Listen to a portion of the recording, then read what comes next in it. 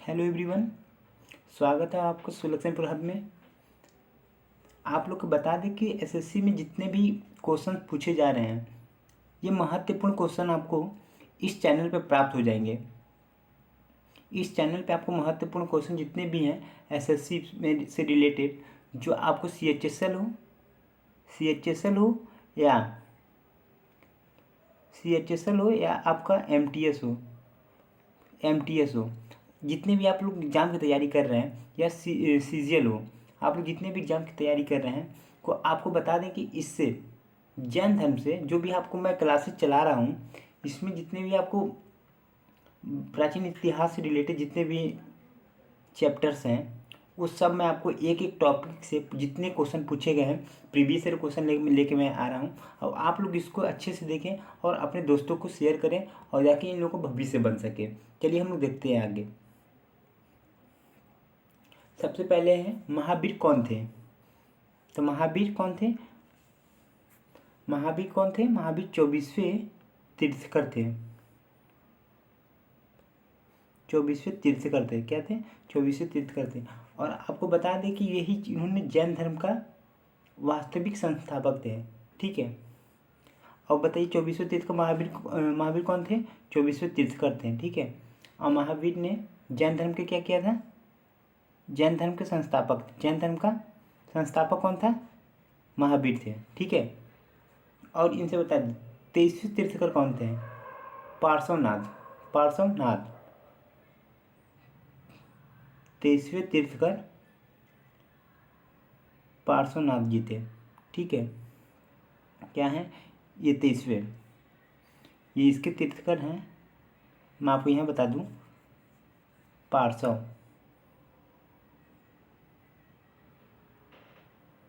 पार्श्वनाथ जी थे। ठीक है, 23वें थे। चलिए अब अगला क्वेश्चन देखते हैं। भारत में जैन धर्म का संस्थापक कौन है? जैसा कि आप लोग को अभी मैंने बताया था पहले क्वेश्चन में, इसमें मैंने बताया था महावीर कौन थे? महावीर 24वें तीर्थकर थे। और जैन धर्म के संस्थापक कौन था? बताइए, जैन धर्म के संस्थापक कौन थे? महावीर जी थे। ठीक है। अब अगला देखिए, जैन साहित्य को क्या कहते हैं? जैन साहित्य को क्या कहते हैं? अंग बोलते हैं। क्या बोलते हैं? अंग बोलते हैं। ये देखिए, आपको बता दें एसएससी में एसएससी एमटीएस 2013 में पूछा ये जैन साहित्य को क्या कहते हैं। अगर आपको विश्वास ना हो तो इसको आप देख सकते हैं, आप लोग गूगल करके देख लीजिएगा, आपको दिख जाएगा। अगर आपको विश्वास ना हो इस चैनल के इस जो पढ़ाया जा रहा है इस पर अगर आपको विश्वास ना हो तो आप देख सकते हैं। ठीक है, अगला क्वेश्चन देखते हैं। प्राचीन भारत का प्रसिद्ध वह शासक कौन था जिसने अपने जीवन के अंतिम दिनों में जैन धर्म अपना लिया था? आप लोग को बता दूं कि अंतिम दिनों में जो जैन धर्म का अपनाया था वो शासक, अंतिम दिनों में जो जैन धर्म का अपनाया था वो था चंद्रगुप्त मौर्य। कौन थे? चंद्रगुप्त मौर्य थे। चंद्रगुप्त ने अपने जीवन के अंतिम दिनों में जैन धर्म को अपना लिया था। ठीक है। उसने जैन साधु भद्रबाहु, जो जैन साधु थे, जैन साधु कौन थे? भद्रबाहु से जैन धर्म की दीक्षा लेकर। ठीक है। इन्होंने क्या किया था? जैन धर्म के जो साधु थे भद्रबाहु, इनका नाम था भद्रबाहु।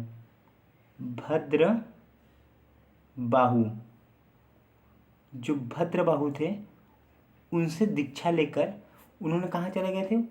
श्रवणबेलगोला। अभी श्रवणबेलगोला कहाँ पे है? प्रेजेंट टाइम में कर्नाटका में है। कहाँ पे है श्रवणबेलगोला?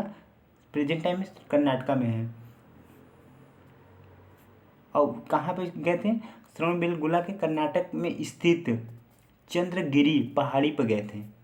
ये कहाँ पे गए थे? अंतिम दिनों में चंद्रगुप्त ने भद्रबाहु से जैन धर्म का दीक्षा लेने के बाद श्रवणबेलगोला में गए थे, कर्नाटक के स्थित चंद्रगिरी पहाड़ी पर। अब आपको बता दें, ठीक है।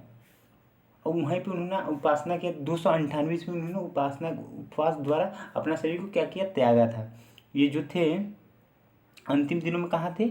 अंतिम दिनों में ये जैन धर्म का अपना लिया था, जैन धर्म अपनाया था। चंद्रगुप्त मौर्य जी ने जैन धर्म अपनाया था और जैन धर्म की दीक्षा इन्होंने भद्रबाहु से लिया था। चंद्रगुप्त ने भद्रबाहु से लिया था। उसके बाद भद्रबाहु से जब लेने के बाद वो गए कर्नाटका श्रवणबेलगोला, जो प्रेजेंट टाइम श्रवणबेलगोला कहाँ पे? कर्नाटका में है। वो स्थित कहाँ पे? चंद्रगिरी पहाड़ी पर।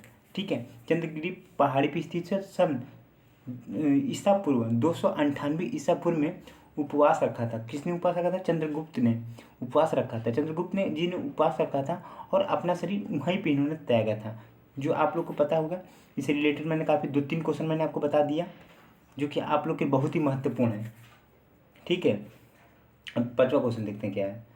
दक्षिण भारत में प्रसिद्ध जैन केंद्र स्थित है। अब बताइए दक्षिण भारत में, अब दक्षिण भारत से आपका नाम आया था, आपने मैंने अभी यहाँ पे बताया होगा। अंतिम दिनों में जैन धर्म के चंद्रगुप्त कहाँ पे गए थे? वो कर्नाटका से ही रिलेटेड है, आप बता सकते हैं। दक्षिण भारत में प्रसिद्ध जैन केंद्र स्थित है श्रवणबेलगोला में। कहाँ पे? श्रवणबेलगोला में। ठीक है, वो SSC CGL 2014 में इस क्वेश्चन पूछा है। ठीक है, अब अगला क्वेश्चन देख लीजिए आप लोग। अब श्रवणबेलगोला से मैंने आपको बता दिया था। श्रवणबेलगोला कहाँ पे? कर्नाटका में है, जो दक्षिण भारत में स्थित है। जो क्या बोलते हैं, प्रसिद्ध जैन केंद्र स्थापित किया गया है। और मैसूर स्थित श्रवणबेलगोला में यह गोमतेश्वर की मूर्ति चंडमुड़ा में बनाई गई थी। ठीक है, अगला और आगे ज़्यादा क्वेश्चन बताऊंगा अभी आपको, और आप लोग जुड़े रहिए अच्छे से। अगला क्वेश्चन देखते हैं।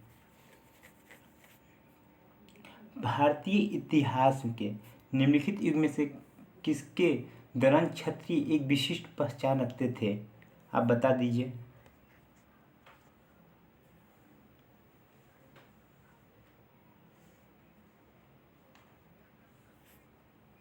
आप लोग बताइए। देखिए, भारतीय इतिहास से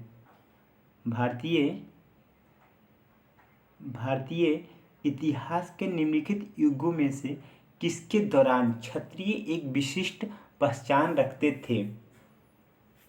पहला है बुद्ध के युग में, मौर्य काल में,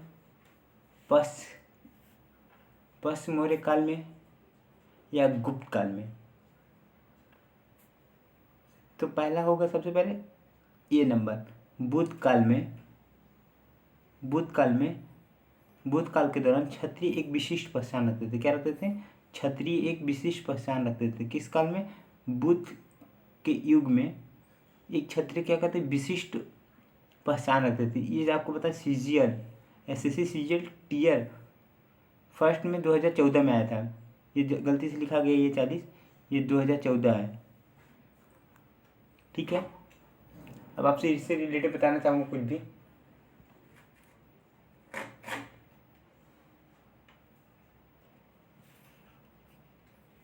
देखिए, आपको बताएं कि बुद्ध के युग में, क्योंकि एक बुद्ध जी जो गौतम बुद्ध थे, आपको बता दें कि गौतम बुद्ध जो थे वो स्वयं ही एक क्षत्रिय थे। क्या थे? क्षत्रिय थे, कुल से संबंधित थे। और महावीर स्वामी भी एक क्षत्रिय कुल से संबंधित है। बौद्धकालीन ग्रंथ अंगुत्तर निकाय में महाजनपदों की सूची प्राप्त होती है। आप लोगों को पता है बौद्धकालीन में ग्रंथ में अंगुत्तर निकाय में महाजनपद की सूची प्राप्त होती है। अगर आप लोग नहीं पढ़े तो महाजनपद हम अभी पढ़ाएंगे, उसमें आप लोग पढ़ लीजिएगा अच्छे से। ठीक है, जिस बहुत महत्वपूर्ण क्वेश्चन इससे आते हैं। जो अंगुत्तर निकाय है, बौद्धकालीन ग्रंथ कौन सा है? अंगुत्तर निकाय में जनपदों की सूची प्राप्त होती है, जिसके अधिकार शासक क्षत्रिय कुल के से संबंधित है। ठीक है ना, तो आप लोग को बता दें कि जो बुद्ध जी थे, गौतम बुद्ध, वो खुद एक क्षत्रिय थे। ठीक है, और महावीर स्वामी स्वयं एक क्षत्रिय थे। दोनों मतलब कि दोनों लोग एक क्षत्रिय ही थे। ठीक है, आप लोग इतना समझ गए? तो आप कह सकते हैं, तो भारतीय इतिहास के निम्न युग में से किसके दौरान क्षत्रिय एक विशिष्ट पहचान रखते थे? बुद्ध के युग में जो थे वो क्षत्रिय क्या थे? विशिष्ट अपना ये रखते थे, विशिष्ट पहचान रखते थे। चलिए अगला क्वेश्चन देखते हैं।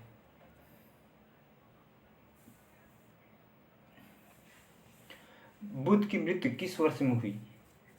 अच्छा, ये भी देखिए क्वेश्चन आ गया है, क्योंकि रिलेटेड था जैन धर्म से भी थोड़ा बहुत, तो इस वजह से दो तीन क्वेश्चन मैंने बुद्ध से भी रिलेटेड डाल दिया है, ताकि आप लोग बुद्ध से भी रिलेटेड क्वेश्चन पढ़ लें। और ये आप लोग के लिए फ़ायदा ही करेगा, नुकसान नहीं होगा। कि आप लोग सोच रहे होंगे कि टाइटल में क्या, टाइटल कुछ और लिखा हुआ है, दिख कुछ और रहा है। तो आप लोग 2-3 क्वेश्चन से लिए ऐसे मत घबरा जाइए कि 2-3 क्वेश्चन के लिए सर ने ऐसा कर दिया है। डियर स्टूडेंट, आप लोग को मैं बता दूं बंधु, कि हम आप लोग को अच्छे से तरीके से पढ़ाने के लिए कोशिश कर रहे हैं। अब आप लोग अच्छे से पढ़िए, ठीक है। चलिए बंधु आगे देखते हैं। बुद्ध की मृत्यु किस वर्ष में हुई? जो एसएससी सीजीएल टीयर 2014 में आ चुका है। ये भी क्वेश्चन आप लोग गूगल करके देख सकते हैं। और जो हम आपको बता दें कि हमारे जो मैं पढ़ाता हूँ 100% आपको एग्ज़ाम में आएंगे ही आएंगे। आप चाहे लिखवा लीजिए हमसे, ठीक है। अगला कर देखते हैं। तो आपको बता दें कि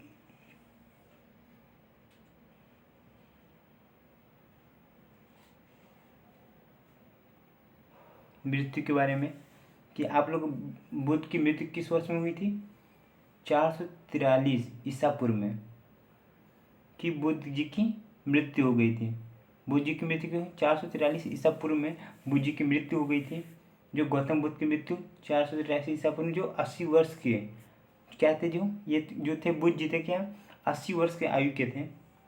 80 वर्ष की आयु में उन्होंने कुशीनगर में उन्होंने अपना ये त्यागा था, अपने आप को, अपना देह त्याग दिया था। और जब ये मरे तो इसी बौद्ध ग्रंथों में क्या कहा गया? महापरिनिर्वाण कहा गया। क्या कहा गया? महापरिनिर्वाण, जिसको हम लिखते रहे, आप लोग बहुत से नोट डाउन कर रहे होंगे। तो इसको परिनिवारण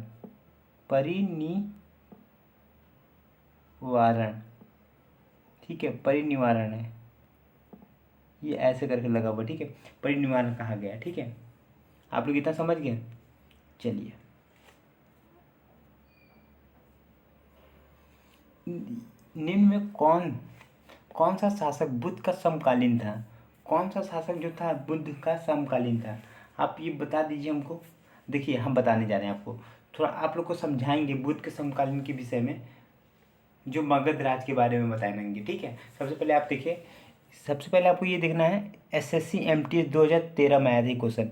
ज़बरदस्त क्वेश्चन है, और आप लोग को बता दे रहे हैं कि हर बार ये क्वेश्चन आता है, और मैं एक ही बार डाला हूँ, ये हर बार आया है। मैं डॉट डॉट कर यहाँ पे लिखा नहीं हूँ, बट आपका बता रहा हूँ। अब नेक्स्ट सीरीज चलाऊँगा तो उसमें आप लोग को मैं बता दे रहा हूँ, ये क्वेश्चन काफ़ी बार पूछ चुका है। जो ये क्वेश्चन है काफ़ी बार पूछा हुआ है। 2013 में तो पूछा, ये और भी जैसे एग्जाम है CHSL है, इस सभी में क्वेश्चन पूछा हुआ है। अब आप लोग को बता दें कि आप लोग ये सब क्वेश्चन को रट के ही जाएंगे, और अच्छे से देख के जाइए। और लगातार एक सीरीज इस पर चल रहा है, आप लोग देखते रहिए और आप लोग अच्छे से पढ़िए। चलिए देखिए, बुद्ध शासक का समकालीन कौन था? सबसे पहले आपको जानना है बुद्ध के समकालीन शासक में मगध राज के बारे में, यानी जो मगध राज था, ठीक है। मगध यानी जो मगध था, मगध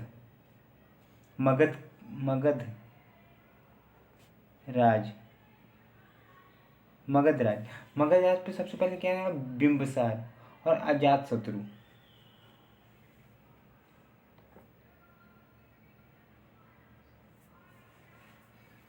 अब आपको बता दें, इनमें कौन शासक बुद्ध का समकालीन नहीं था? यहाँ पे जो लिखना चाहिए नहीं था, ठीक है ना।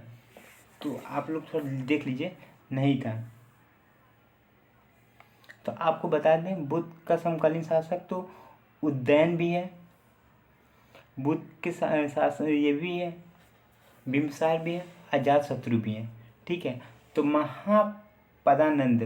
महापदानंद जो थे वो बुद्ध शासक का समकालीन नहीं थे, अर्थात ये जो आपका बता रहा हूँ डी नंबर गलत होगा, ठीक है।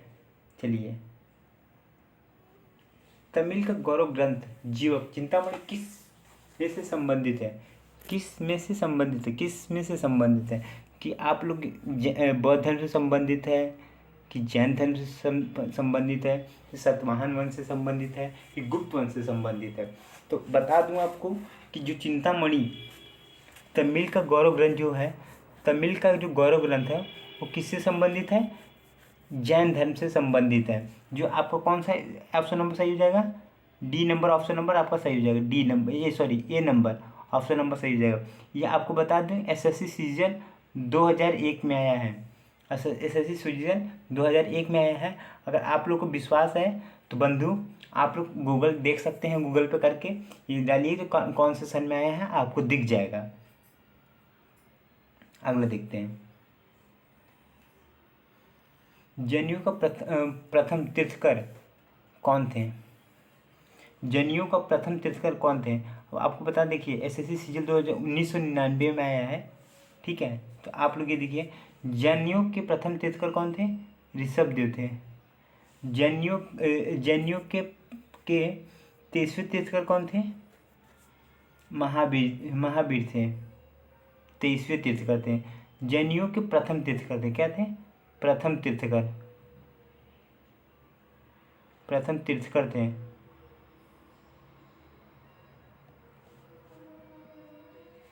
और ये क्या थे? जनेऊ का ये 24वें तीर्थकर थे, क्या थे? 24वें तीर्थकर थे, 24वें तीर्थकर।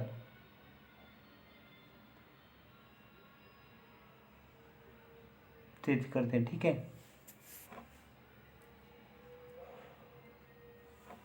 चलिए, महावीर की माता का नाम क्या था? अब बताइए। ये भी देखिए एसएससी सीजन में ये भी आ चुका कई बार, ये दिख रहे हैं ना क्वेश्चन, कई बार एसएससी सीजन में भी कई बार पूछ चुका है। तो देखिए, चलिए आगे देखिए। महावीर की माता का नाम क्या था? मैत्री थी कि रामेश्वरम था कि साइरस था कि त्रिशला था? ये जो आप देख रहे हैं ए नंबर सही है, त्रिशला, ठीक है, त्रिशला। महावीर की माता का नाम क्या था? त्रिशला।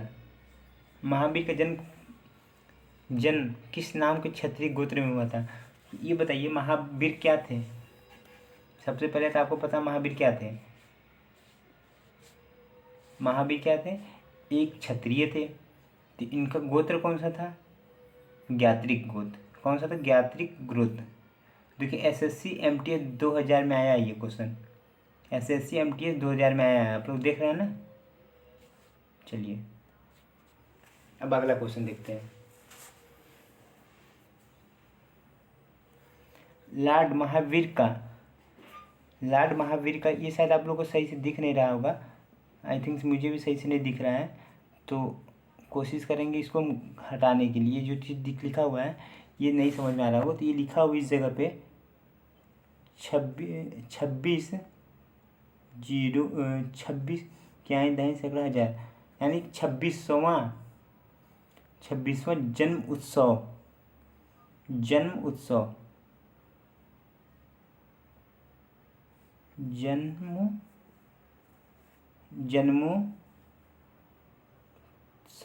जन्मोत्सव। सॉरी आप लोग को नहीं दिख रहा होगा, तो अब मैं सही से लिख देता हूँ।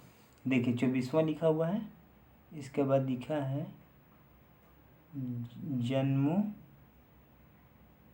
जन्मोत्सव,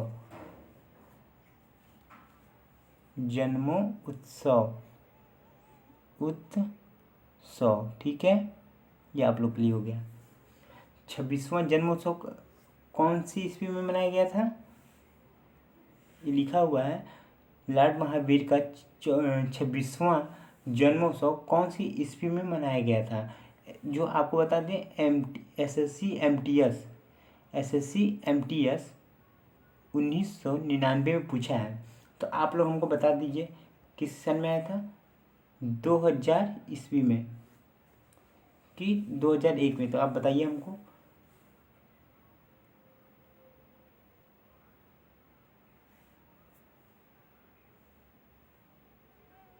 2000 ईस्वी में, ठीक है,